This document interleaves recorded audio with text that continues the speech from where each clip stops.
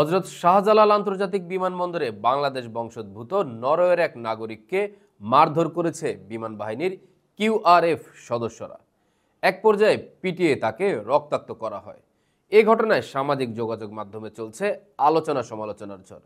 তবে বিমানবন্দর কর্তৃপক্ষ দায় দেখছে যাত্রী। কাতার এয়ারলাইন্সের একটি ফ্লাইটে বুধবার রাতে ঢাকায় আসেন বাংলাদেশি বংশোদ্ভূত নরওয়ের নাগরিক সাইদ উদ্দিন।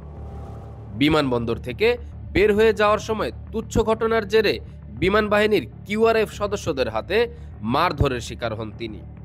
এক পর্যায়ে রক্তাক্ত করা হয় তাকে।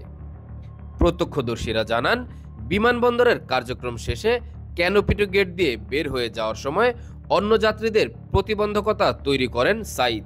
এ সময় নিরাপত্তা কর্মীরা তাকে সরে দাঁড়ানোর কথা বললে সাইদ বাকবিতণ্ডায় জড়িয়ে পড়েন কিউআরএফ সদস্যদের সাথে। এক পর্যায়ে হাতাহাতিতে জড়িয়ে পড়েন নিরাপত্তা কর্মীদের সাথে। পরে ওই যাত্রীকে বেধড়ক মারধর করেন কিউআরএফ সদস্যরা। এই ঘটনায় বিমানবন্দরের নির্বাহী পরিচালক গ্রুপ ক্যাপ্টেন মোহাম্মদ কামরুল ইসলাম দায় দেখছেন যাত্রীর। পরবর্তীতে ম্যাজিস্ট্রেট কোর্ট বসিয়ে ৫,০০০ টাকা জরিমানা করেন সাইদের।